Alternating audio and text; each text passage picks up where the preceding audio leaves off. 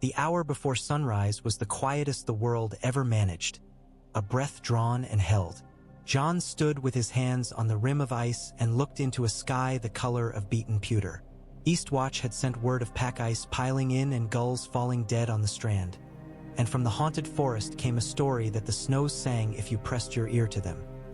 He could almost believe it, head bowed to the wind, the wall humming low as if some old god slept within it. Ghost pressed against his thigh. The direwolf's coat seized the dimness, a patch of winter storm given the shape of sinew and teeth. When Jon used to look for omens, he had found them everywhere. How could he not, raised at Winterfell in the shadow of the heart tree's red mouth? But now the omens looked back. A light blinked below, the lantern at the main gate, a small coin against all that ice. Men moved like ants on the yard, hard shadows in heavy cloaks, and among them, there, the white thread of her hair.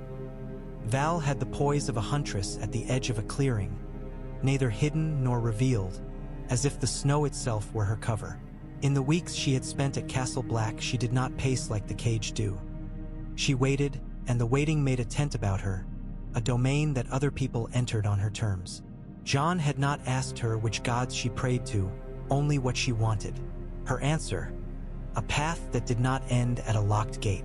A crown, Tormund had said the night before over stewed oats thickened with ale. A single bloody hat for a head that can carry it. South of the wall you like your silver circlets. North we liked a man who was loud and lucky. Why not both? Where the luck and the silver crow. Jon had smiled without smiling. A crown won't mend a vow. You're a smart lad. Make the vow mend you. He had slept little, or if he had slept the night pried the rest from him with a knife. The idea walked with him along the top of the wall, through the old crenels glazed clear as sugar, down the narrow stairs whose iron rang when the wind struck them. He had taken the oath in words older than storms. He had taken it before a heart tree and 100 men. He had taken it into his mouth like hard bread, and none of that admitted a crown. A horn barked once from the yard, short, annoyed, more habit than alarm. A second lantern joined the first. Below, the gate team were changing, fat leather mitts passing the chain from hand to hand. Ghost's ears twitched. A raven cawed and another answered from the rookery tower. He should go down. On his way along the 50-foot tunnel, the blue in the ice thickened to the color of old bruises.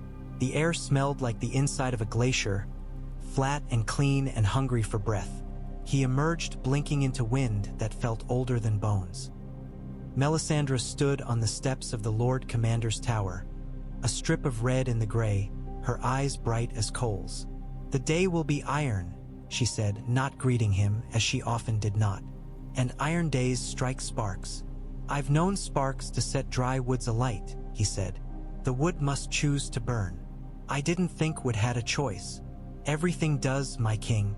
I am no," he began, and didn't waste the rest. She knew the sting in that word and used it like women used needles, making small pricks where men would use axes. He went past her, hearing the whisper of her skirts and the faint clink of some charm tied at her waist. Tormund met him in the yard wearing twice as much hair as any one man ought. He had a boar bone in his beard today, and the thing clicked like a pendulum when he spoke. "Jon Snow," he boomed. The voice made the ravens fidget. "You look as if you swallowed a wheel of cheese sideways." "I slept ill," Jon said. "You're just the size a bed will try to spit out. We've men at the East Palisade, and a woman who says she can sing the snow off a field if we give her salt and a goat. Shall I try it? I've a mind to see snow sing and goats dance." "You'll see goats dance if you drink your breakfast," Jon said, and Tormund laughed so loudly it shook a speck of ice from an eave. Val watched them with the grave interest she gave to everything. She wore a mantle of white fox that had known better days, the pelts rubbed smooth at the shoulders, and a knife at her belt with a bone hilt polished by a dozen winters. When she moved to meet him, the noise of the yard seemed to slide away. "Lord Crow," she said quietly, "the wind's in the wrong quarter for a wedding." "Is there a right one?"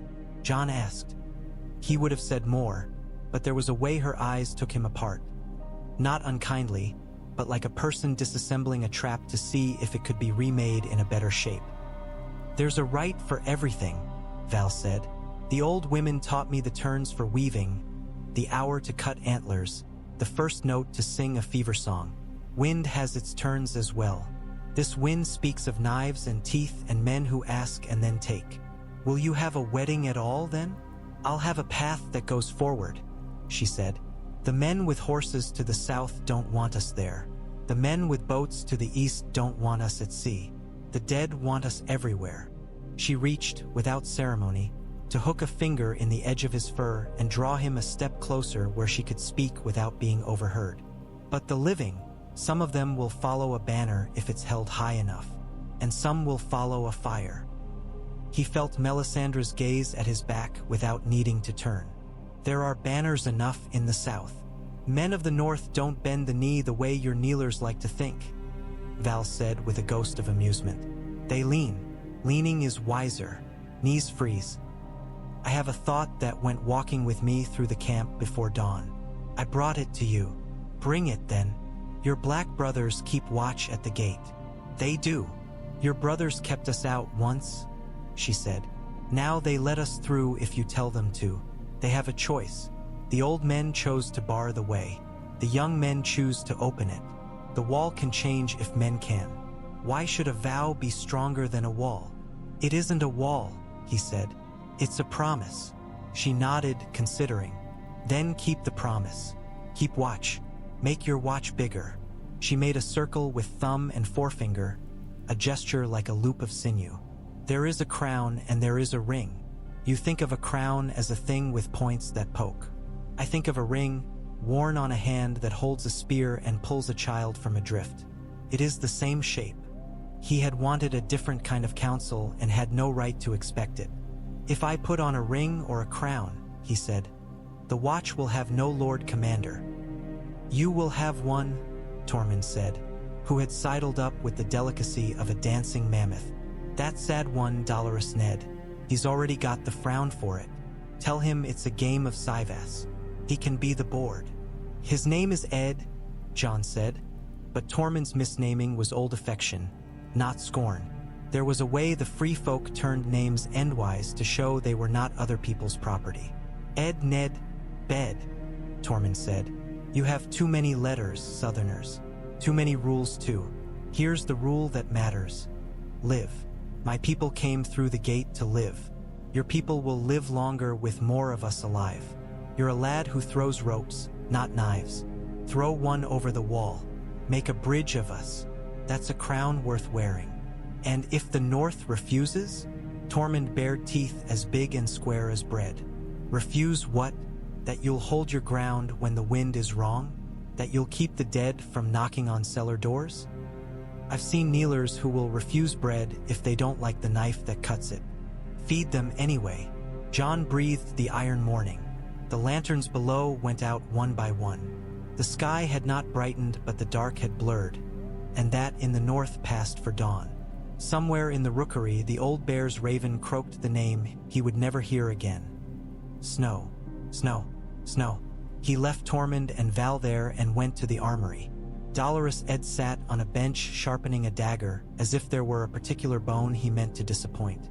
Morning, my lord, he said miserably. If it is morning, might be evening pretending to be morning. I've seen worse plays. Ed, Jon said. He told him without ornaments.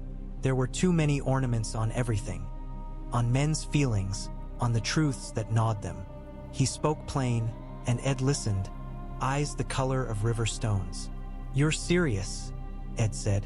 I am. You want me to be the one who sighs at men until they do their chores. You already are, Jon said, and the joke made even Ed's mouth tilt. I don't do this lightly. When did you ever do anything lightly? I know men who sleep as if feathers were a sin. You're worse than that. But I suppose it's time a man in black did something with his life besides freeze and die.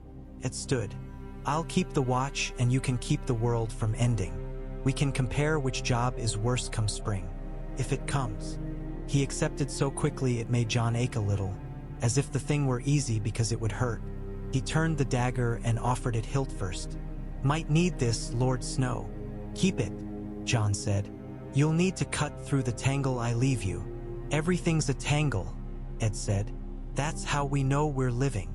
He looked up at Jon then, the joke gone, and added softly, I'll hold the gate. I won't forget what we are. Jon clasped his forearm. The squeeze felt like a knot tied. Outside, the wind changed direction, with the sort of perversity only wind and men managed, and carried with it the smell of smoke. Not the clean, bitter smell of a peat fire or the resinous snap of pine, but something duller, sadder. He stepped out and saw a thread of black rising beyond the outer palisade, and the shape of a woman in red at its base, head turned to the sky as if she were listening for reply. He found Val again by the gate. She'd drawn leather over her hair against the drift, and half her face was hidden in the hood's shadow. Her eyes remained bright as chips of ice. Do we have our path? She asked. We have a way forward, he said. Paths always look shorter at the start, Val said. We'll measure it with our feet later. He would be measured as well, by men he had never met, by the children of those men, in words spoken by fires in halls he might never see. He could feel that future like the trembling thread of a bowstring. He could not tell which way it would sing. Come, he said, if there is to be a crown and a ring, we must make them, not merely name them. Bone and bronze and bark, Tormund said, delighted, as if Jon had promised a feast. That's what we used north. A crown that bites a little if you wear it too long. Reminds a man to take it off when he sleeps. Keeps him from drowning in his own dreams. Melisandre's gaze pricked him as they passed her. You step from one fire into another, she murmured. Then you should approve, he said. I approve of heat, she said. I am silent about the ashes. The day broke without light, but it broke, and that was enough to begin. The grove had been found by a ranger in a year when green things were rare even in memory. Someone had hung a deer's jaw from a lower bough, and the snow had filled the curve of bone like milk in a ladle. The weirwood's face, no two were the same, had weathered into something that seemed exhausted rather than cruel. Its tears of sap had hardened to beads that caught the light strangled through the cloud. A smith would have made a better circlet. A lord would have sent riders for one. But the hammer was a stone and the anvil was another, and that felt right. Jon sat cross-legged, hands cold through the leather, as he bent the pale branch. The bark peeled a little and gave off a faint sweet scent like mushrooms crushed underfoot. Tormund's big fingers did the knotting when Jon's could not, and Val, who had said little as yet, sorted the bone fragments with a hunter's eye, choosing the ones that would sit flat against skin without sawing it to ribbons. We'll thread them here, she said, indicating the spaces with a deliberate slowness, as if speaking to a memory. Left of the brow for luck in hunting, right for a name. Whose? Jon asked. Yours, she said, and mine if I keep it. Some women take their husbands' names, she added, amused. We do not. We take what the world gives and give back nothing we do not mean to lose. You'll keep your name, he said. I would not have it otherwise. She looked up at him then, across a small drift where the snow lay half blown away, exposing the old needles beneath. Good, she said simply, as if he had passed a test she had been in no rush to set. A half circle of men from the south stood back.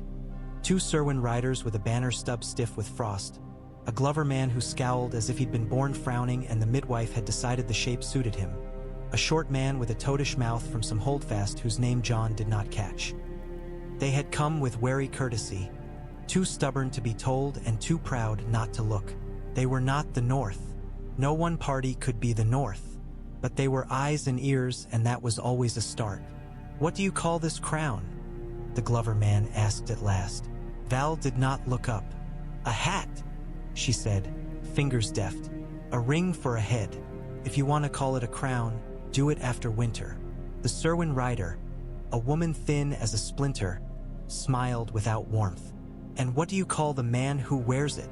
Alive, Val said. Jon's breath made ghosts between his teeth. He laid the bone where Val indicated, and Tormund pressed bronze into a ring with grunted satisfaction. Someone began to sing, so softly Jon wondered at first if it was the wind. It was no song he knew.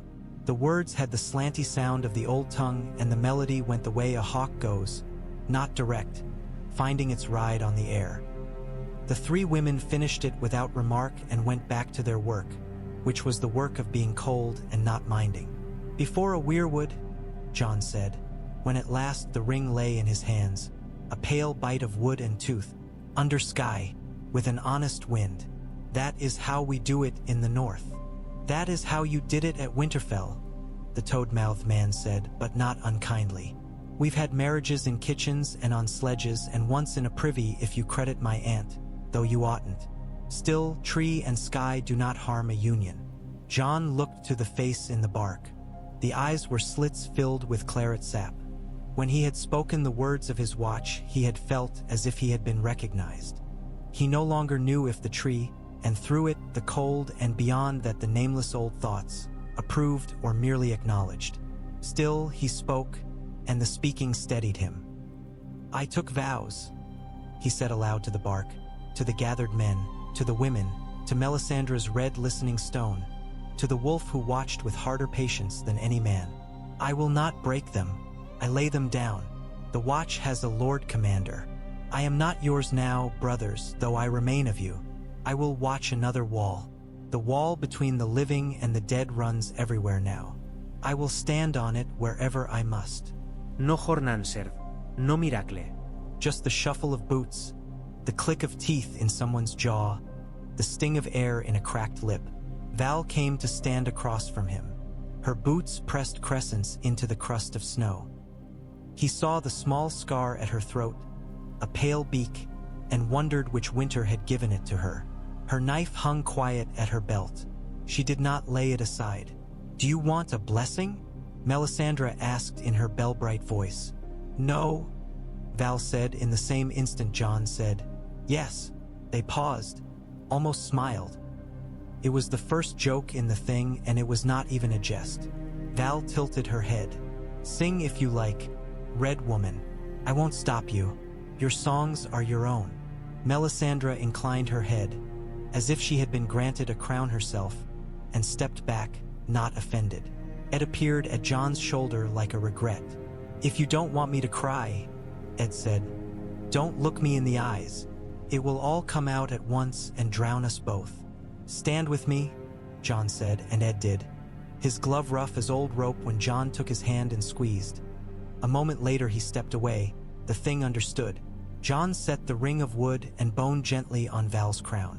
The circlet bit a little. She hissed the smallest breath, and he felt it as if it had touched his own scalp. Then she took the bronze ring, heavier, and set it upon Jon's head. It sat colder than thought. If he had worn steel, it would have seemed lighter. A man could wear war and grow so used to it he forgot the weight. This was something else. Turned him into a bell. He felt hollowed, waiting for the strike. "Name your names," said the Serwyn woman briskly, as if coaching them through a task. "Speak them to the tree." "Jon Snow," he said, "son of Eddard Stark of Winterfell, of the north." "Val," she said, "sister to Dalla, widow of Magnar Styr who died under a red storm, friend to no gods who let children freeze, enemy to no men who let children live, of the true north where the sky is wide." "Do you take this woman?" asked Tormund, unintended priest, beard sparkling with rhyme. "To tie your vow to hers and hers to yours, and if the rope breaks, to make another?" "I do," Jon said. "And do you take this man, spear wife?" "I take him now," Val said, a glint in her eye. "If he goes soft, I'll set him back over a fire to harden." The laughter that rolled around the grove had the sound of relief. It breathed out and made room for the next breath. Jon reached out his hand and Val took it, palm to palm, fingers closing until the tips pressed the bones of his hand. Her touch was not gentle and not cruel. It was a grip a climber uses on a ledge. "Under sky," Jon said. "Before tree. Before wind," Val said. "While breath lasts," he said. "While breath lasts," she answered. "And if breath fails, I'll haul you back by your hair." He leaned forward, and for a heartbeat the world narrowed to the space between their mouths. When they kissed, The wind gave a single rush that bent the weirwood leaves with a sound like 1,000 thin hands clapping. Someone, Ed, unavoidably sniffed. Tormund whooped and slapped his own chest, which echoed like a drum. Ghost loosed a low note, not a howl, something more private. When they drew back, Jon looked at the faces in the circle and saw nothing he had not expected. Doubt, calculation, curiosity like a dog's, hunger for news to carry home. The mild disappointment of men who had come expecting a show of sorcery and were given instead two people speaking words. He had not married for a show. He had married to put one more knot in the net he meant to spread under a falling world. "Now feed us," the toad-mouthed man said, which was more honest than any blessing. He grinned, showing a chip missing from a front tooth. "I have not eaten since Winterfell, and that was 2 winters ago." "There is food at Castle Black," Jon said. "Meat and oat bread and broth and beer if the casks haven't frozen and burst. We'll share what there is." "And then?" the Serwyn woman asked. "Then we plan," Jon said. "Then we make a crown into a road." After the food, after the coarse bread shared under rafters from which icicles hung like organ pipes, after Tormund's story about the bear that had fallen through river ice and come out wearing the river like a shirt, after Ed counted stores with the face of a man making friends with the hangman, they gathered again in the old shield hall with its patched tables and the smoke-blackened rafters that had probably once been oars. Jon stood with Val beside him, the bronze ring a cold signature on his brow. He spoke of the gift, that long band of underfarmed land south of the wall laid down like a shawl across old shoulders. He spoke of fields that could be tilled and hedges planted, of forts left to rot that could be mended with patient hands. He spoke the names of places in an even voice: Queen's Crown and Molestown, Long Barrow and Icemark, Greyguard and Oakenshade. The names sounded like a roster of the dead, and he meant to make them names for the living. "Settle the free folk in the gift?" the toad-mouthed rider said, skeptical as a man offered a bed of nettles. "You'll have raids. There'll be theft and blood." "There is theft and blood now," Val said. "We come from a land where the trees are taller than your towers. There is no straight line through that country. A man makes one by walking it. If he lives, we will walk the gift and make paths and children. We have done harder. The Lord South will not love it," the Serwyn woman warned. "The Karstarks are deep with the Boltons. The Umbers are split as a black bread, one half burned, one half raw. The Ryswells and Dustons are prickly. The Manderleys want a Stark and will take a Stark bastard in a pinch, but only if they see Winterfell in your shadow." "Do they?" Jon asked. She looked at him. She did not kneel. "You wear the look of a man who cannot be done with his work until breath leaves him. That is the Winterfell look. I'll carry word." "We'll make sure there's word to carry," Jon said. "Not only words.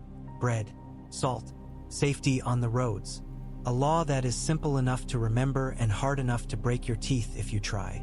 "A law," Tormund said, turning the word like a pebble. "We've never been fond of those north. But we like rules if we make them that morning.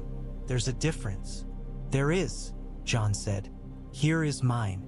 Here is ours. No man takes another man's child.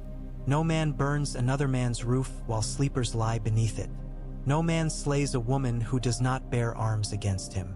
If any do, then he is no more a man of ours than a white is. We take his tools and his name and give him to the snows." Val nodded once, not quite approval. Agreement like a spear planted in ground. "And if the kneelers break your rules first?" she asked. "Then we hold them to their own," Jon said. "By witness, by exchange, by iron if we must. We'll choose men from both sides to judge quarrels. We'll meet in the open. We'll speak slow." "You mean to make a thing," said one of the free folk women who had sung. "A ring of stones and a ring of voices. A place where you stand and are heard." "Yes," Jon said. "That's a crown I understand," she said. "One you can sit on without bleeding." Melisandre watched from the dark of the hall like a coal in ash, banked but not cold. When the men had argued themselves to stillness and the food slopped in bellies and the sleep crept up backs, she came to the trestle table, her shadow long and slicing. "You name laws," she said. The cold names other laws. The night has not heard you. Then we'll speak louder, Jon said. It prefers a different tongue. I'll learn it, he said, and watched her reaction, because he had intended to nettle and then thought better of it. She did not smile. Her eyes shone with something which might have been respect and might have been pity. Where your bronze and bone, she said. Where furs and pride. They will keep out wind. I will keep out fire. The rest is the color of ashes. He slept in the Lord Commander's chamber for the last time that night, because there was nowhere else to sleep and because he wanted to be kept from sentiment by circumstance. Val slept on her own pallet in the shield hall among her own, knife under her hand. You do not soften the edge of a spear by bending it to lie with a sword. In the middle of the night, he rose to feed the brazier and found Ed already awake, counting, always counting beans and candles and lives. You'll be a good lord of nothing, Ed said, eyes heavy. Best kind. You won't try to own what can't be owned. Keep the gate, Jon said. I'll keep it so well it won't notice you're gone, Ed said, and for a time that felt like a blessing. They moved into the gift like people entering an old tale that had gone to seed. The first holdfast had a door swollen tight in its frame and a hearth choked with rotted thatch that had fallen through the hole in the roof. The second had a root cellar full of ice and a neat row of woven willow hurdles stacked to one side, as if the last living hands had put them in order for the first dead hands to find. Children ran up the steps and down them again, untiring as foxes. Some of the elders moved like people who had fallen asleep and risen not quite finished with the work of waking. They were not a column so much as a slow scattering. Jon refused a column. The gift would not be won by pretending it was a battlefield. He sent men and women into the hedgerows to count which shoots of hawthorn still lived. He sent boys with good eyes up the nearest knolls to watch for smoke. He sent Tormund to lift every thatch lid on every well and curse the frozen ones until they blushed. At the third holdfast, they found a stew pot big enough to bathe a small man, and they set it on stones and packed snow around it to keep the heat from twisting the legs. The smell of horseflesh drifted on the air, and men turned their heads like hounds. Jon said no. We'll not eat our feet, he told them, and sent a party to follow a small stream until it cut free of ice. They returned with fish, and the first taste of forward that day was not meat but river. Val rode beside him without comment for hours at a time, then spoke a handful of words that told him she had been thinking for hours. Your men ride as if ashamed of their saddles, she said of the Cerwyns. They want to be down in the snow but don't know if they'd be allowed back up. They're here, Jon said. That's something. They're here to make sure you don't set the gift on fire on your first day, Val said, which is sensible. You might. I might, he said, thinking of the heat that had licked at the back of his neck in the shield hall, of Melisandre's red stone. He wondered for the 100th time if he would need that fire and who would be burned first by it. They came to a place where a ring of old stones lay half sunk in white. The men who had set them had not set them for sorcery. No stone that old gave a fig for men's versions of sorcery. They had set them because rings made a place where sound behaved, where someone's words could be held in the shape of the circle and heard by men who could not afford to pretend they had not listened. Jon dismounted. Val dismounted without the help of a hand. Ghost posted himself at the ring's broken gate, the only opening. The riders of the north gathered to one side, their faces the color of the day. Tormund stood at Jon's shoulder, and Ed, who had come to see the first of it, took up a place that made him the funniest possible usher. Speak what must be heard, Jon said. The wind took his hair and gave it back. Then say what you fear, then say what you want. The saying of it will not make it come true. The doing will. The Cerwyn woman went first, perhaps because she knew that to hesitate would make cowards of men who were not cowards. Cerwyn holds are thin, she said. We have fat sheep and lean men. We can spare boys with slings and old men with stories and girls with hands that can find a vein in a cow when the cow has lost it. We cannot spare grain. We'll send stone. We have a quarry with a stubborn streak. Stone is meat for houses, Val said. We'll eat that. The Glover man scowled hard enough to chip ice. Deep wood is ours again, he said. We mean to keep it ours. But we're not mean men. We'll sell timber for fair price, not for promises, for iron or salt, or girls who know iron from tin. We'll not be cheated by crow talk. Fair, Jon said. We'll put our names to the trade, yours and mine. If a free folk steals at the cut, we'll answer with a pack of shamed men to work your houses for a season. Tormund bristled. Work is work, he grunted, appeased. And shame keeps a man sober. Sometimes. A boy barely past snot on his lip, riding a shaggy brown pony, blurted, "What of the Umbers?" and went red when all those faces turned to him. My grandsire says they'll eat a then raw. He says, he added defiantly, he'll help. Crowfoot Umber has an appetite for war, Jon said. We'll ask him to bring it north where the dead come. If he would rather fight us, we'll give him a fight he can chew without breaking teeth. He'll find handholds on all our bones if we turn on each other. He'll not like that taste. And the Boltons? The Glover snarled, as if the very word had hair and blood. Do you mean to go to Winterfell? If you do, say it. If you don't, say that too. Winterfell was a word that made a new weight on the Bronze Circle. Jon let the weight sit before he spoke. We go where need demands.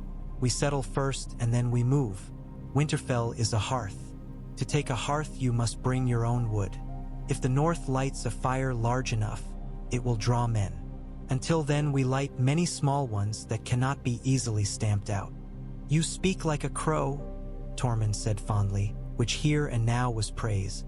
A strong song from a woman named Riss said her people could weave fences that turned sheep from their own doom. A man with a nose broken in 2 places said if men wanted to share land, they should share daughters. Val's head came up at that, and the man lost his place under her stare without Jon needing to speak at all. A girl of perhaps 12 spoke up to say she could read a bit, and she would teach such letters as she knew to any child who could sit still long enough. The circle listened. The wind scissored through the pines, and the bundled children huddled and then, slowly, unfolded toward the fire pits. The first quarrel came before the first agreement. A then with a head like an anvil wanted to take a broken holdfast as his own, and the Serwins claimed the same place for a cousin. The argument hissed like water on iron. Jon stepped into it not like a lord who must be obeyed, but like a man who could be ignored without shame if he spoke foolishness. He did not speak foolishness. He asked questions until the men looked at their own answers and could not make them match. He offered a piece of himself in trade. If the then took the lower field, he would put his men to the upper, and the Serwin cousin might pay them to mend his wall. The men eyed each other sidewise and grunted consent. It was not peace. It was a knot. By late light, the circle had set 3 rules and agreed on 2 roads to be cut through the drifts to a stream that was not a river yet but might be in spring. Jon felt the day in his bones. The crown pressed into his scalp like a hand that meant to guide him or hold him down. He let the dusk come and did not fight the feeling or the crown. Val came to stand where he stood and looked out across the ring as men and women made themselves smaller in their furs. You look taller in the tree grove, she said, not mocking. I stood on roots, he said. Good, she said. Roots keep you where you need to be when the wind comes. It will come, Jon said. It's already here, Val answered. The question is whether we can stand long enough to build walls that do not keep us apart. She inclined her head, a gesture that was not kneeling and not bowing and somehow pleased him more than either. You did well. I did not throw a spear. You threw 3 dozen, she said. They were called words. We'll see if they fly straight. They did not camp inside the ring of stones. That would have been a kind of insult to the old builders, or perhaps to those who needed the ring to listen to them on the morrow. They made their camp among low mounds of drift a dozen yards off. The cooking fires shone like coins half buried in flour. Ghost lay with his head on Jon's shin and watched the dark. Now and then the wolf's ear turned and Jon felt it as if someone had tugged his own. He had a sense of lines running out from the fire, to the watchmen and beyond them to the trees where the snow was deep enough to hide a man lying in it. He counted those lines and moved them in his head and made himself a net again. Sometime well after moonrise, a suggestion more than a light, someone began to sing about a man who had stolen a star to use as a kettle hook and burned a hole in his roof. The song wound through the camp, picking up verses like burrs. Jon listened and did not sing. He had always felt songs were things better woven about him than by him. Val sat, legs folded under her, and mended a tear in her glove with careful, plain stitches. She did not ask what he was thinking. She did not offer what she was thinking. They sat like two posts in the same fence, and the space between them collected the quiet. When he lay down at last, the bronze circled off and set upon a stone that might as well have been an altar. He dreamed of Winterfell's godswood. He saw the heart tree as it had been the last time he had laid a hand to it. Red mouth, snow piled in the crook of old roots like sleeping wolves. He heard water under ice. He knew, in the way one knows in dreams what one's eyes do not show, that something watched from the black between trunks. He did not wake afraid. He woke cold, and that was the same thing said another way. The next day would be for axes and ropes and the gossip that travels faster than hunger. The day after that might be for first blood. He did not pretend otherwise. He put the crown back on his head, and when Val rose, she did not look to his brow first but to his hands. She judged a man by tools and touch. He could live with that. He had chosen it. The wind smelled of iron again, but this time the iron smelled like nails, and nails meant building. He took that as a sign, and if it was not from any god he knew, it was from the work, and that was worship enough. The turret had been a watchman's roost when there were men enough to watch. Its top had gone where winter took such things, sunk into drift and rumor. Jon climbed what remained of the screw stair, each step a guess and a promise, and came out where the merlins should have been. The world lay white to every quarter, with dark threads where hedgerows still lived under their snow and slate-gray twistings where streams kept their mind to water. Smoke rose in thin, uncertain lines from the cluster of roofs that would be houses again.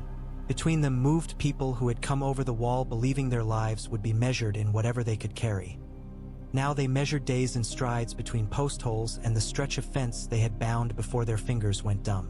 A boy waved from below, mitten too big for his hand. Jon lifted his arm in answer and felt the weight of bronze tilt and said again. He had not expected a crown to be like a hawk. No mere adornment, but a thing that taught the head to hold still. Hold there, Val called, and the three men shouldering a length of timber checked like oxen under a goad. Not so eager. You want your door to open in spring. Not today. She came to the base of the turret, looking up into the sky as if she could see through him to the clouds beyond. When the thaw comes, she called, she'll swell. Give the wood space to be a wood. He descended into the wind. Do you speak of doors or men? Anything that closes, she said. Give it room, or you'll be trapped by your own cleverness. He meant to answer, but a trio of Serwyn riders came clattering along the frozen lane, breath pluming from their horses, iron bridle rings ticking. The woman with them, thin as wire, sharp as a carving knife, raised a wool-wrapped fist in salute. Lord Snow, she said, and he watched her tongue wrap itself around the title as a man tests a new set of teeth. A raven from the east, Eastwatch by the sea. It's pecked at the leather like it wanted free of the words. She reached into the breast of her cloak and drew a tube of rawhide. Jon took it, feeling the scrape of old grease. His mind ran ahead like a hound, but the words in his hand were not going to run to meet it. He worked the thong and tapped the letter into his palm. The seal was clumsy, brown wax mashed flat. No sigil. Inside, the hand made hard strokes. He read. When he reached the third line, the cold in his blood turned from something the wind had placed there into something of its own. He read it a second time because that was his habit, to let his sense catch up to his eyes. Winterfell. The word stood in the letter like a tooth. The writer claimed to hold it. He called himself Bolton, and named his bastard's name made true, Ramsay. He wrote of flayed men the way others wrote of bread and salt. He said Stannis Baratheon lay dead in a drift with crows in his beard. He demanded women and wolves and a wife besides, and in his litany of want he named the free folk Oathbreakers and the Night's Watch Oathbreakers and the North Faithless. He said he would come to take what Jon would not send. There was no pink wax, no flourish W, just the stink of a voice that wanted to be heard above all other voices and would raise pitch to a scream to get its way. "Is it a challenge?" Val asked, seeing his face change. "It's a lie," Tormund put in at once, rolling his shoulders. "Men who shout their victories like that have got snow in their ears. They don't hear the world." "It is a letter," Jon said, and felt how thin the word was. "It comes from a man with Winterfell's keys, if not it's right. Says we are to send women and ghost." The humor that tried to push up in him was so dark it might have been a hole. "And me," Val's lip lifted. "He can have your bones when you've no more use of them," she said. "Until then he can come ask with his hat in his hand." The Cerwyn woman's eyes had gone narrow. "Winterfell is his?" she asked. "It always was," the toad-mouthed rider said sourly. "By marriage and murder. There are ways to make a thing yours that don't have honor in them." "Doesn't matter whose he is," Tormund said. "Matters he's hungry. Hungry men bite at whatever's closest." "What will you do?" Val asked Jon, as if he had not yet decided to draw breath again. "Will you feed him words and hope they choke him? Or will you make meat of something else for him to chew?" The wind nosed at his cloak and tugged at the crown. He heard Ed's voice in his head, the weary boy's wisdom that was a man's, and beneath it the greater quiet he had learned at Winterfell when snow fell straight and without spite. He heard his father telling him truth ran like water and you could see its bottom if you stood where the light held. He looked at his people who had many names and at the land that had always had this one. "We eat," he said, because a man who ignored hunger in his mouth to talk of wounds in his pride was a fool. "We work, we make our law. We do not run to Winterfell because a man shouts from it. We will answer him, not with women and wolves, with a summons." "Summons?" the Cerwyn woman said, and even in the word was a slight draw toward him, as if a man on a frozen lake reaches for a hand without realizing he has shifted his weight toward the crack. "To the north," Jon said, "to those who will hear, to the men whose names carry farther than their horses. To Manderley in White Harbor, to the mountain clans, to Lady Karstark if she holds, to the Umbers whether split or whole, to those at Deepwood and Torrens Square. We will call them to a ring of stones, to a thing, not of crows nor of free folk, but of the living. I will not ask them to name me king. I will ask them to name the dead their enemy, and that will be work enough for the first gathering. You put yourself in the ring with a Bolton holding the hearth of the world," the toad-mouthed rider warned. "I've stood in worse rings," Jon said, "and this one we build." Val was watching him as if she recognized a trail she had once walked at night. "A ring can hold and a ring can bite," she said. "We'll make ours bite." Ed came with a strip of smoked meat in his hand, looking as if he had stolen it from his own shadow. "I'll have the maester's boy send your birds," he said without preamble. "They'll go where birds go. They never ask who you are. That's what I like about birds. No manners." "Thank you," Jon said. Ed nodded toward the letter. "I should not read that," he said. "It's none of my business. I like my business to be other men's business. But if I did read it, and if it said what your face thinks it said, I'd make sure my men didn't stray too far from the walls. Wolves don't howl just to hear themselves. They howl because something's listening." "I'll set the watches close," Jon said. "You'll need more than watches," Ed said, chewing as if it were a sin he meant to confess. "You'll need a place for people to run to when the world trips them. Make your ring near the water. Men who think they can drink don't kill each other quite as fast." Jon would have laughed if laughter did not feel like something he had stretched too thin over his ribs already. "I'll remember." "Do," Ed said.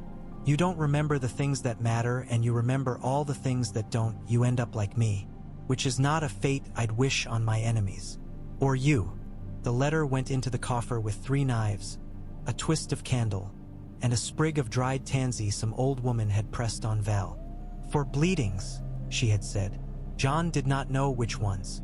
The coffer went under a board that had taken water and swelled and then dried. He felt foolish hiding the thing like a child with a sweet, but there it was. A man could be foolish and still be right. He took the ring of stones south and west by a half-day's walk to where the stream's voice had grown more certain of itself. Men set stones on their edges, grunting, and the snow gave way under their boots with noises like paper torn. Other men dug at the cold ground where dirt was more like iron than soil. The air smelled of cold and dung and iron nails brought in a pouch no bigger than a fist. Someone had a fiddle with 2 strings and he worried it in the evenings, making a sound that was not music until other voices joined it, and then it was. When the first of the mountain men came, they came like cats, seen only when they wanted to be. They entered the circle as if it were something that might bite their ankles, and when they left they took with them words like trade and trial, turning them over as if they were stones that might hide trout beneath. Word went to White Harbor by boat and bird both, because men had learned to love the taste of certainty more than of salt, and both carried less of what winter did to a messenger's legs. Word went to Carhold by way of a boy who had the look of a fox and a scar on his palm where his mother had held him too tight to keep him quiet one winter when raiders came. Word went to Last Hearth and Deepwood and even Torrance Square, where the men kept their mouths smug because their walls were thick and forgot that thick walls only kept out what came on feet. The first of them, would be 2 days after the moon thinned to a coin. If the sky cooperated, if men did as much. That night, under a sky that could not decide if it would snow or simply think about it in public, John took a turn on the perimeter to remind himself what his own feet felt like, and because it was easier to trust men when they had seen you at their side. Ghost went before and then behind, not choosing a single place because wolves did not think in lines as men did. They thought in circles and scents. He found Val at the fence line, talking in a low voice to a pair of girls about where to set a snare. The girls had hair like steel wire under their hoods and the look of people who would never ask to be carried. "You run the snare across the deer's thought," Val was saying, and the girls nodded as if she had said something reasonable. When she turned and saw him, she finished her sentence with a whistle to show them where to put their hands. "I needed a rope with 2 ends," she said to John. "I found 2 girls. They will bite," the smaller said, raising her chin. "Good," Val said. "I need teeth."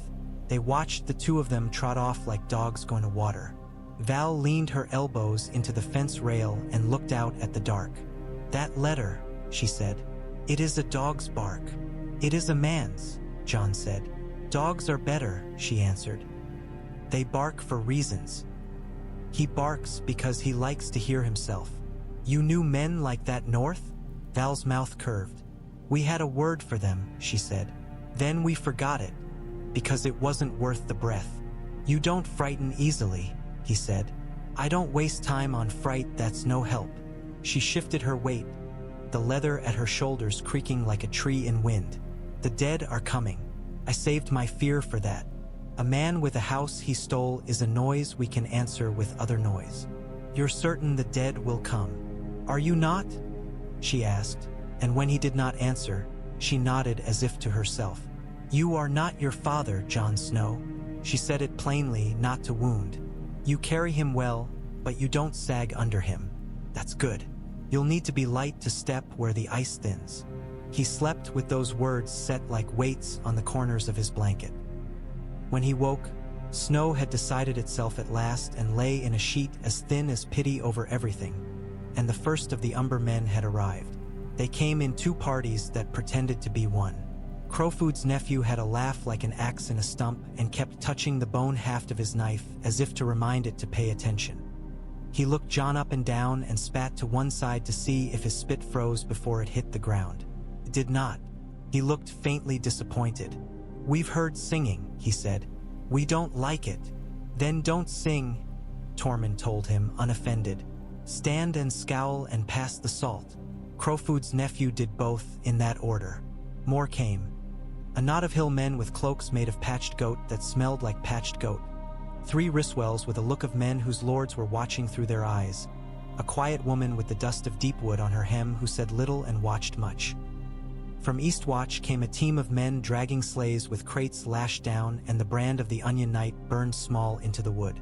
Inside were glass candles and dragonglass knives wrapped like babies, and obsidian arrowheads nested in wool as carefully as newborn teeth. Stannis Baratheon sent what he had before he marched, the Eastwatch sergeant told Jon. as if reporting on a minor sin. He said fire goes faster than word.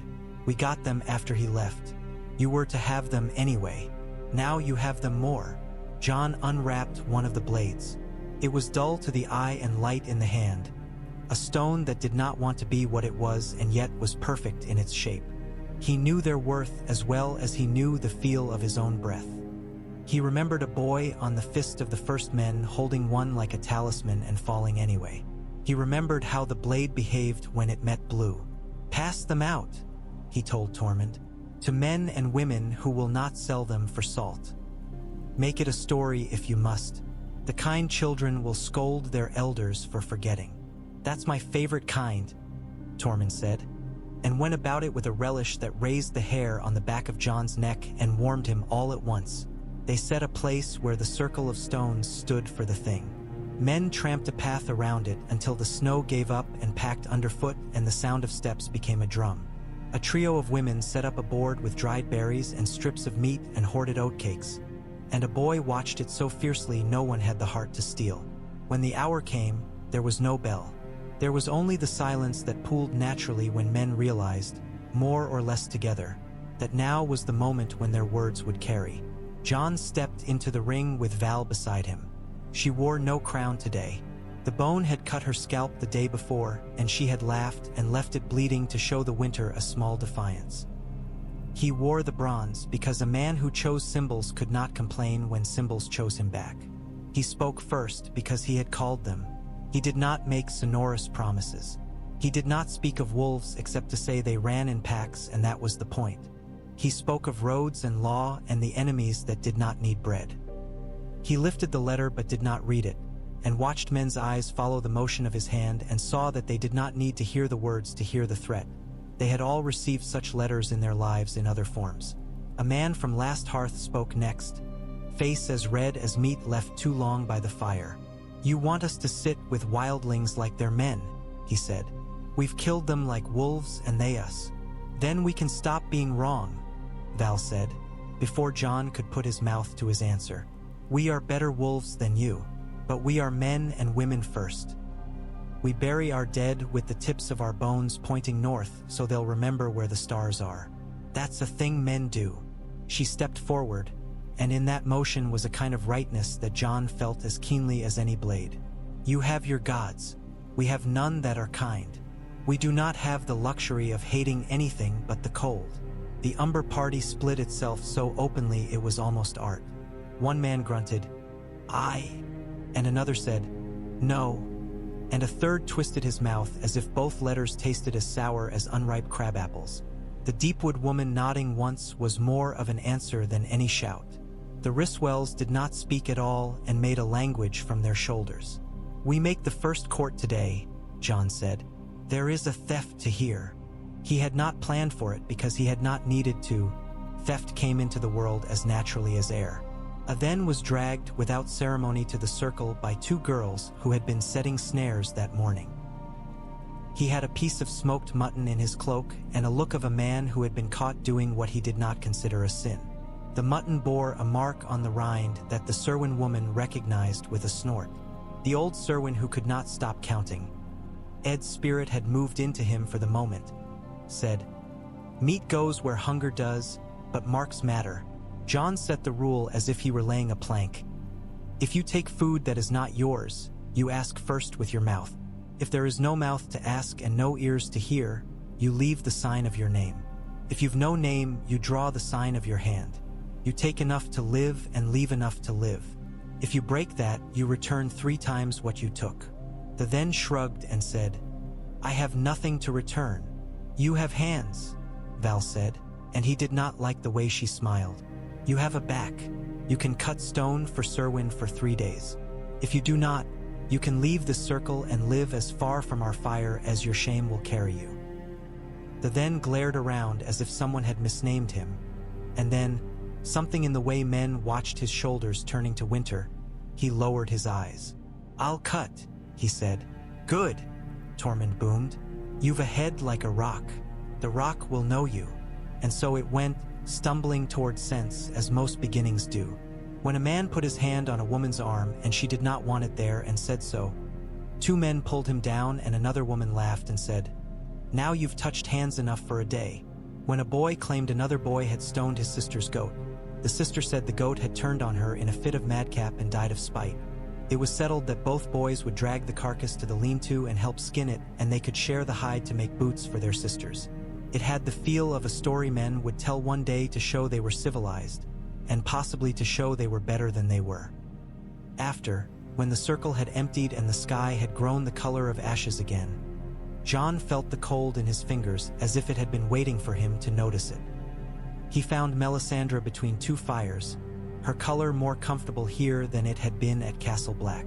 Perhaps that was his imagination, but it sat in him with the same quiet as a blade.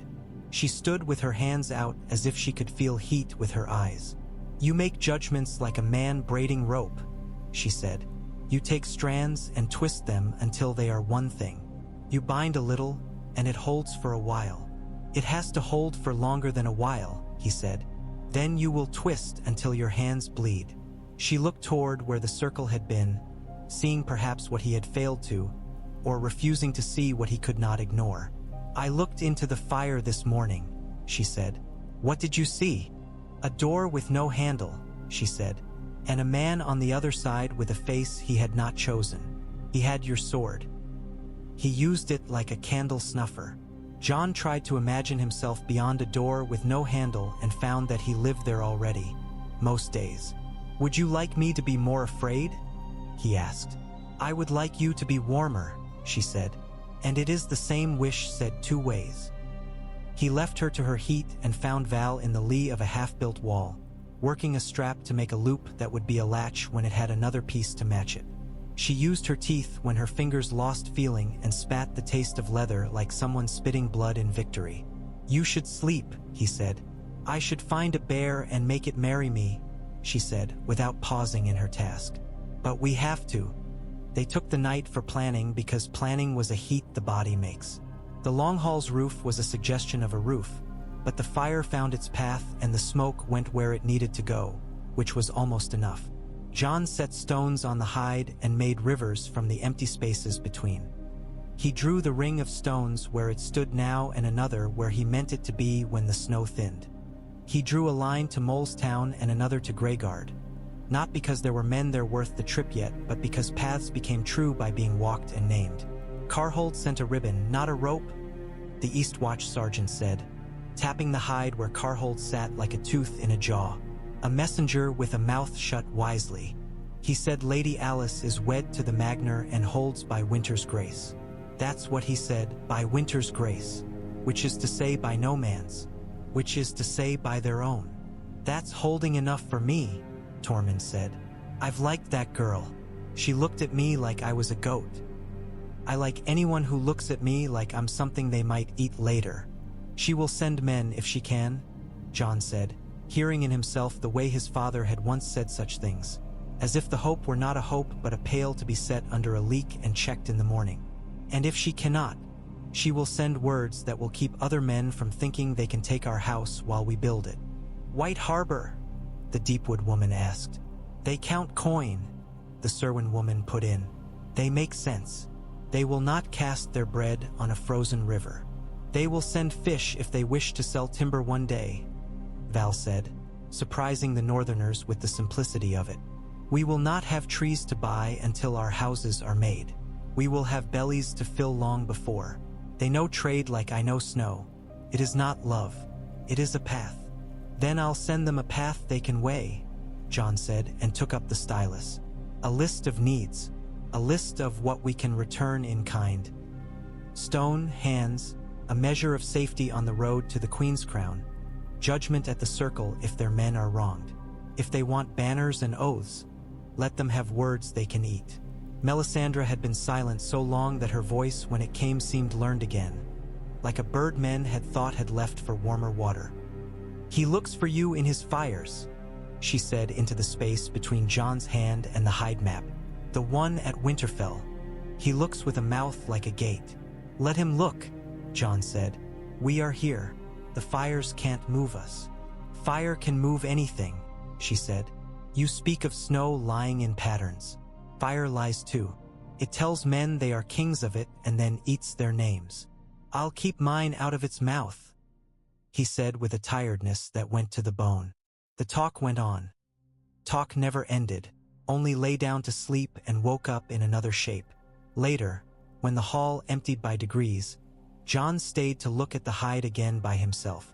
He had never been one for maps. They always seemed to him to lie as well flat, when the world had rise and fall, quiet when the world had noise. But he was learning to see how men read them. He was learning to put his breath into a picture and have it come out as sense to other eyes. Val came back as quietly as a thought. "You did not eat," she said, putting a heel of bread into his hand without apology. "I forgot," he said around the first mouthful. "Don't forget unless you mean to die," she said, and it would have been unkind if it had not been so careful. She stood with him, and for a time there was only the crack and settle of the fire. It had the sound of an animal making a bed. At last she said, "Tell me about the girl you buried in your heart, the one I can taste in your speech, the red-haired one." He closed his eyes. It was so direct a thrust he had to bar his teeth. He had put Ygritte in a place where the air was thin and light and left a white stone there. Now the door opened and he stood there as if he had always known he would. "She was a spear wife," he said. "She told me I knew nothing and she was right and not right." He made himself smile. "You'd have liked her. You'd have hated her. You are two alike." Val's laughter came like a step found under loose snow. "If I'd hated her, it would have been for good reasons. She died," he said, and that was all there was to say if he wanted to keep any of himself work-worthy for the morning. "I have not had room in me for grief and work both. I made a bargain with myself to keep work." "She won't mind," Val said. "Dead don't care how you carry them. Only the living do." She stepped in front of him and looked up into his face, hard enough to make him feel the weight of his skin. "I am not her," she said. "I will not pretend to be. I will not pretend for you to stop loving her so much that you forget who you are. I will be at your side because it is the best place to put my hands. I married your work. I married mine to it. The rest is a day we can walk toward and turn away from as we need. You hear me?" "I hear you," he said, and what loosened in him had not known it was knotted. She gripped the back of his neck as if steadying a pot on a fire and then let him go. They went out into starlight that had managed to puncture the cloud like the teeth of a careful comb. The night bells on the fence line made a small cold song. Men nodded to him in the dark and touched the tips of fingers to brow where the old ones used to kiss steel. It made him feel both devout and ashamed.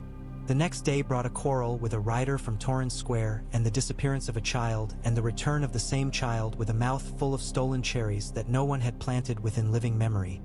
The pit spit defiantly into the snow.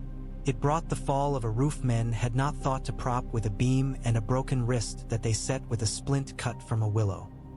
It brought, at evening, riders from Carhold proper, a brace of sharp-eyed men with cold noses and the smell of horse hard in their clothes. They brought no letter. They brought the memory of Alice Eyes and her name wrapped in the word kin. "We'll stand so long as the Magner stands," their spokesman said. "We'll send men when we can. If we don't send men, we'll send a word that keeps other men from calling us craven. Some of ours will come seeking wives." He looked at Val when he said it, as if expecting her to bridle. She did not. "We hear you've women who don't hide from weather." "We've women who are weather," Val said, and the man had the grace to grin like a boy caught in a lie he wished were true. "Then send some our way," he said. "We're short on weather." They drank because men do. They put names to each other's faces and learned to look at the same ground and call it by the same word. That is all any treaty ever manages. The bells spoke first, not with clamor but with a series of soft tongue taps that made the hair on Jon's arms lift under cloak and linen. He was out of the long hall before the map could remember its own shape. His feet took the path they had been taught. Ghost went ahead of him in a rush of silence. Men pummeled each other awake and women took their children by the collars of their shirts and pushed them toward the old cellar that had become the now cellar where breath collected. Torches sprang up, each one a flower of pain and relief. The first dead to show themselves carried frost as a weapon. They touched the rails, and the rails screamed as if men had put knives under their nails. Jon felt the cold trying to climb inside his teeth. He spoke calm that he did not feel, because men sometimes obeyed words more readily than fear. "Fire first," he said. "Dragonglass second. Don't waste both on the same body. If one does it, save the other. Move the line forward one step at a time. Don't swing. Place." Val was at his left shoulder, Tormund at his right, which was both foolish and exactly right. If he fell, the line would not, but he did not intend to fall. Melisandre stood farther back, where the heat could have the space to be heat and not a knife. She spoke a word, and the brazier bloomed. The dead did not like that. They did not flinch. Flinching was for the living, but they changed their angle of approach as water does when it meets a rock. Jon saw it and adjusted without needing to tell his mouth to move. The line bent, then straightened, then bent again, a bow drawn and released and drawn once more. They had set oil at 3 points and tinder at each. Men moved to light them with the look of boys who have seen their mother rise from her chair to strike the first blow she had ever struck. Jon felt the heat and welcomed it like a lover he had not invited but whose touch he knew. Dragonglass met cold flesh and made it honest. It fell apart. Still they came. It is the way of the dead. They come because they will not be told they cannot, and they have no pride to be stung. A hand closed on Jon's sleeve. He turned, ready to wrench and strike, and saw the Deepwood woman. Her hair ash-white with cold, her mouth set. "You're right," she said. And he looked and saw the gap where 2 young men had fallen back to spare their feet a breath. He filled it with his body because some holes needed to learn a shape before men remembered it. The world narrowed to the space between his hands and the thing that wanted his breath. He placed the blade. He placed it again. He breathed in and let the air out only far enough to make room for more. When it ended, it did not end. It ran out of itself like a leather of water overturned. They burned what lay, and the smell told him things he did not want to keep but would. He touched shoulders. He counted. It was not in him to leave that to another. 2 had died. 1 would keep only 4 fingers. 1 had lost an ear to frost because she would not leave the line to warm it. He told her she could spare an ear, and she said, "I didn't like that one anyway," and grinned so widely her teeth looked like stones in a river. Melisandre's face had gone smooth with the work of her work, and when she looked at him, the look had in it the thing he had only ever seen in the faces of men about to hang. Acceptance without surrender. "You will need more than stones and circles and laws," she said. "You will need a fire taller than your doubt." "I'll take what I can build," he said, and she nodded as if that had been the right answer to a question she had not asked. They slept, those who could, and rose again when the gray came back to tell them they were not dead and would have to prove it anew. The letter in the coffer did not move, but the thought of it had moved closer to the front of his head. Word would be moving north and west and curling around like smoke. Ramsay Bolton liked to be seen. He would not enjoy being answered with work. That was not the kind of stage he chose. He would come or he would bait. Jon made ready for both. He set men not on the nearest ridge but the next, because bait lies on the first ridge and teeth on the second. When the second thing met, there were more faces from houses that had once turned their shoulder to the wall as if the very sight of it spoiled their food. They did not kneel. They did not cheer. They nodded when their names were spoken and let their eyes go narrower or wider as if sight could pick a side apart from the sighted. Jon did not ask them to love. He asked them to agree that children should live if they could. He found it easier to bring men there than he had once dreamed. There were stories, too, told in corners when the circle emptied. Of a flayed man hung behind a torn banner, of a wedding without bread or salt at which the ale had tasted of old water and fear, of Manderley ships heavy with something more than fish coming up the White Knife by night, of the king in the snow who might be dead and might be a lie and might be both. Jon took the stories and put them away on a shelf in his mind. Some would be unhelpful. Some would be tinder. All were a kind of map. That night he walked with Val again and did not pretend to have a destination. They went past the fence line and over the hill to where the snow lay less trodden. The wind was kinder here, as if it liked the shape of the land. "I used to think winter was a thing that happened to other people," John said into the quiet. At Winterfell it was hard, but there were always stores and men to carry wood and a lord to say when to open this or shut that. Winter was a season. Now it's something with a mouth. Everything has a mouth, Val said. Even stones. Put your ear to them long enough and you'll hear them grinding their teeth. Do you ever tire of being right? I don't waste time on right, she said. I waste time on warmth. She came closer then and stood such that their shoulders touched through fur and leather, and the heat that found him in that place had less to do with fire than he would have liked to admit. Tomorrow I'll take a party to the old orchard, she said. The one the girls found cherries in. There'll be rabbits as fat as lords under the snow there. We'll teach the boys to listen without their eyes. I'll send 2 of the Serwins, he said. The woman and the boy. They'll bring the habit of gates. Bring the boy, she said. He needs to learn how to go out through a hole in the hedge he did not make and come back by it without breaking it for anyone else. He made the list in his head, as he always did. Oil to the Western Watch, Dragonglass counted again, a message to White Harbor telling them how the first 2 courts had gone, because men in keeps like to hear that other men are being made to stand in circles and answer questions. Somewhere in the making of it, he realized he had not thought of the letter for perhaps an hour. He felt almost guilty, as if neglecting to fear a man gave him permission to fear something worse. He bit a smile between his teeth and let it go. They turned back when the sky had pulled itself tighter around the stars. From the ridge they saw the camp. No, the town, though the word sat like a stranger and would until it learned the beds, as a scatter of amber. It looked fragile, and it was. He loved it in the peculiar way one loves a thing that might not live. He had learned to love such things early. Mayflies, summers, voices in halls. He meant to sleep early and failed, because sleep was a thing that would not be bullied and planning was. He tucked one under the other like a blanket.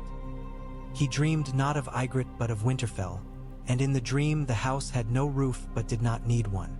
Snow fell straight down and melted in the air like breath. In the yard a child walked in circles with a wolf whose fur had grays in it that had not been there when John had last named him Ghost. The child looked up when John reached the yard and showed him a face he did not know and knew. His father's mouth, his own eyes, a curl in the hair that could have been any of a dozen Starks. "Don't be late," the child said, and then stepped through a door that had not been there a heartbeat before. John woke with the cold familiar in his bones and the ache of longing in his throat that was not for a thing he had had but for a thing he might never deserve. In the morning, the Serwyn woman came with news that White Harbor had sent men to the King's Road with spades rather than swords to clear drifts for carts that might move when the thaw started. "They think of spring," she said, skeptical and grudgingly impressed. "I suppose someone must." "Good," John said, and added to his list that men should go south next week to meet those carts and show that the road did not lead to thieves. He had not planned on trust being an item to bring like salt. He found it was. By the third thing, the stones had learned men's voices again. They did not like them, but they did not spit them out. Word had diffused as far as anyone could have wanted and then farther, the way a spill spreads under a door. There were dustings of Manderley blue and white among the cloaks. No great men, no lords, but men who had been sent to sea so that no lord need say, he trusted a bastard's word. There were a pair of riders from House Hornwood, thin as the winter trees on their banners, whose lord had died cruelly enough for men to name the way his bones lay.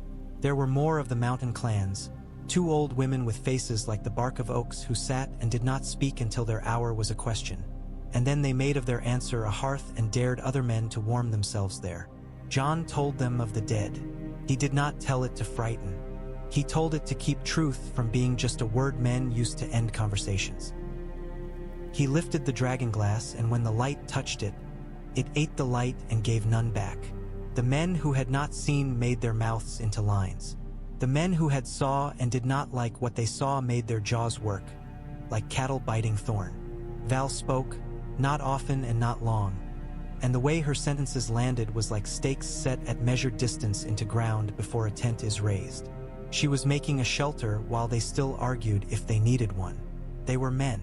They would argue until the rain started, and then they would all run under it together and call themselves wise. A raven came, shouldering the air open as if it had weight and not the opposite.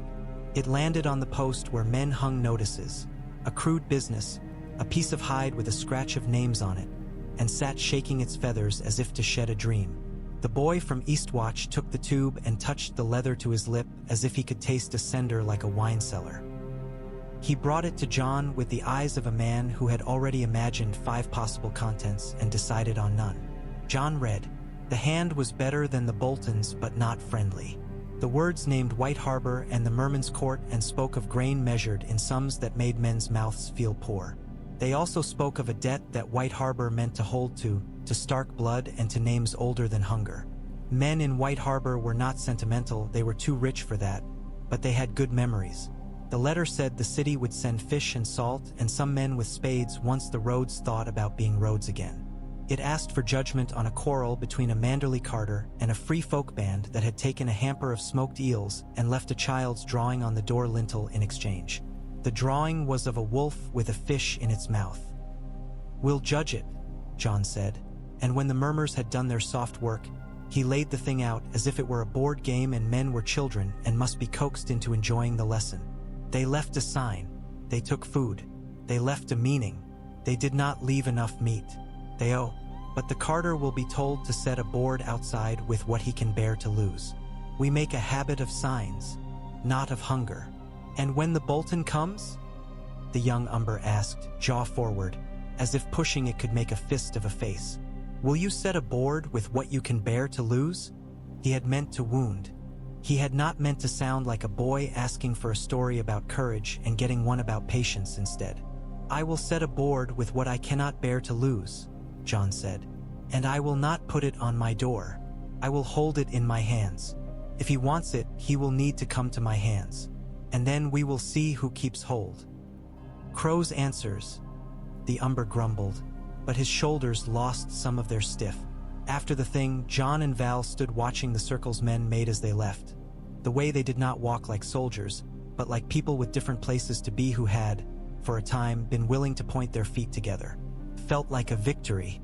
It felt like something that would be taken from them if they took their eyes off it long enough to sleep. You'll have to go to Winterfell, Val said, because she had never nursed a hope so tender she wouldn't show it a knife to see if it bled. Yes, he said. Not yet. Not yet, she agreed. The road is a man you speak to a long time before he lets you marry his daughter. There's time. He thought of the child in his dream and did not say it. He thought of his father's hand on his head when he had been so small that the weight of it was all the world. He thought of ghosts sleeping with one eye open because wolves refused to waste senses just because the dark had slept the hour before. They slept. They woke. They pushed the fence where it sagged. They opened the cellars where the cold had been kind and the potatoes were only a little bitter with age. They listened for bells that told truth and bells that told fear. They taught boys to fetch flame and men to bring water and women to count wounds without calling the wounded brave so loudly the wounded forgot to heal. And when the next letter came, from a man who called himself Arnulf and wrote as if his hand were made of bone and his ink of old fat, it asked for judgment on a matter at Carhold and promised men to guard the road that ran through his snow. It did not mention love or loyalty or crowns. It mentioned weather and the way ice breaks even iron, and in its crooked way it was as good a letter as John had received all winter. He wrote back with a hand that had learned how to make his name sit clean and neat on a page so that men would think less of the man and more of the word. He wrote, "We will send judgment when the road allows and men to carry it." He wrote, "We will keep your men's names and send them back to you if we can." He wrote, "We will not send women to be flayed. Send any man who asks that to the wall we made. Leave him there. He will make a good nail for it." Val leaned over his shoulder, reading without bothering to hide it. "You write like you build," she said. "It is not pretty, but it stands." "It is not pretty," he agreed. "I like pretty," she said idly. "I just don't need it to keep the wind out." They went to the ring of stones again, and each time it felt not older but more itself. Men spoke and heard their voices as if for the first time. The bronze circlet wore a ridge on John's brow under the hair, and sometimes, washing at the pump, he traced it with his finger and thought of how a sword leaves a line on a man's palm when he has held it too long. He felt the house on his head and did not put it down. On a morning when the sky did them the kindness of looking like itself, Tormund came to Jon with the look of a man who had discovered he could be sad without first needing to quarrel. "I found a place I know," he said, squatting to draw in the snow with a stick, "a hill with a bite out of it, and a line of stones like old men's teeth, and a stand of pines that lean because the wind favors them. I know it because I first kissed a girl there and she bit me like a wolf and I loved her for it. It's north of where you want to put your next ring. It's a good place for a fight, which is to say it's a good place to wait for a fight and then not have one." Jon looked down at the picture and could almost make the place real in his mind. "We'll put men there," he said, "not to die, to decide whether other men should." "I'll take the first turn," Tormund said. "If I die, I want it to be looking at a pine that has bent its whole life and not broken. It'll teach me something with its last minute." "You won't die," Jon said. Tormund grunted. "We all will, just not there, not now. We've work." And the work went on, which is all men can say when they have managed a day without losing more than they can name. The world held them like a hand that had not decided whether to clench. They built a town with names that would seem ridiculous to their grandchildren and dear to their children. They learned where the snow lied for pleasure and where it lied out of habit. They taught their bells to speak. When spring came, and it would, because men who worked as if it would made it more likely. The rivers would run fat and brown and knock at the feet of the stones as if asking to be let in. The roads would seep themselves into shape and carts would groan and the dead would come differently and men would have to learn them anew. Winterfell would still sit with teeth in its gate. The man who wrote letters would still write letters. The fire would still want names to put in its mouth. And Jon would still be a man who moved inside a crown and was moved by it, who built law like fences and then cut gates where the deer had already made their own. He went to the ring at dusk with Val and stood where they had stood the first day and the second and the third. The stones were nearly visible under their coat of white. He imagined them as ribs over a heart. He imagined the heart as something that beat without his attention. He let go of attention for the length of a breath and found that he could. "Tomorrow," Val said. "We go to the orchard." "Tomorrow," he agreed. "And the next day we send men to the road." "The next day. And the day after that," she said. "We will do the thing the day tells us." "That's all any of us ever do," he said. "It is," she said, not unkindly. "But some of us keep pretending otherwise. That is the whole work of kings, as I've seen them, to pretend they can see more days than the one that is stepping on their toe." "What is the work of queens?" he asked. "To step back and see if the day is stepping on the wrong toe," she said. "And then bite it." He laughed, and the sound felt like heat without hurt. They went back through the bell song and the hedge and the door that insisted on swelling when the wind turned. The crown sat where he had learned to put it when his head needed to be only a head. He did not touch it. He did not need to. He knew where it was. He knew where he was. He knew what would ask for him in the morning. He slept with his hand open. Ghost lay with his head on Jon's wrist and breathed like a sea under ice. In dreams a door without a handle stood in a wall that did not need one, and beyond it a hall of wood and stone waited with a fire laid and not yet lit. He woke once to the sound of a bell. A single tongue, a single tap, and smiled because he had learned a bell could sometimes be only a bell in a wind. The wind spoke no lie that night. It pressed the walls and moved the smoke and left them all where they had chosen to be. And when the day came, a day as gray as all the others and as precious, Jon rose into it with the knowledge that work was a prayer and he had breath for both.